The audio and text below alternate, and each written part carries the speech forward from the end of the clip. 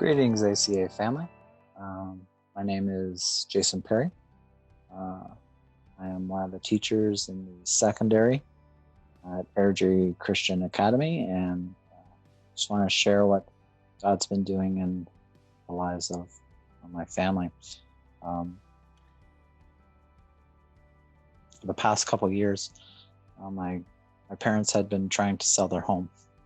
They live in a small rural community in New Brunswick, and there isn't exactly a lot of people trying to move into the town. It's kind of a dying town. They don't have a lot of industry there, and so they were just having a tough time unloading it. It's a very nice home, but just didn't meet their needs at this time in their lives. Too many stairs for my parents who are getting older, and my mom has kind of low mobility at this point in her life, and the size of the home was just too big for them. The amount of land that went along with it, just too much for them to handle, and they wanted to be closer to my brother's family, who lived about an hour and a half drive away.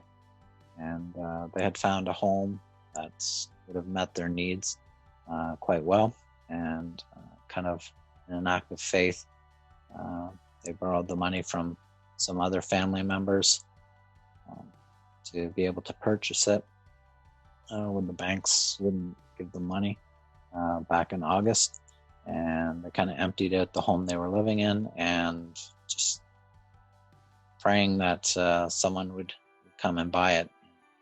They were both retired and trying to run two households in terms of insurance and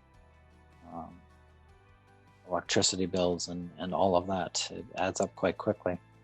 And then when this COVID-19 kind of shutdown happens, it's like, how is this ever going to get unloaded? How is anyone ever going to come in and purchase it? But in kind of the third, fourth week of March, they got an offer on the house.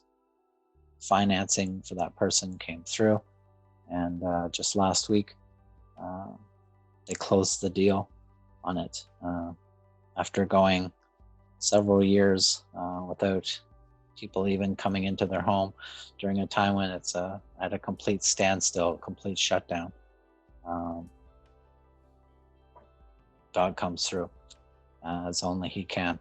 It's kind of why I put this verse up there.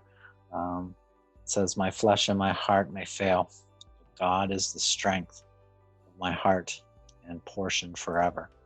And when the world says something's impossible, when we start to struggle, when we going through a difficult time in our lives, quite often we just pull out scripture and start to read, and we read the words of others who are going through struggles in their lives, and you can come across those two little words, "but God." And doesn't matter who says it's impossible, God doesn't know the meaning of impossible, and He can do whatever you think can't be done. And I just want to give God all the glory for that in my family's life. It's a huge weight off their shoulders, a huge weight off my shoulders and my brother's shoulders. And we just want to give God all the glory for it. If you're going through a difficult time, in the midst of all this turmoil going on in the world, whether it's financial, whether you're just stressed out, being stuck at home, remember those two little words, "but God." When all looks bleak and at its darkest, God's resurrection morning is just around the corner. I just want to give him all the praise and just encourage you to know that God is still on the throne, and he's going to take care of it all. Blessings to you, and see you later.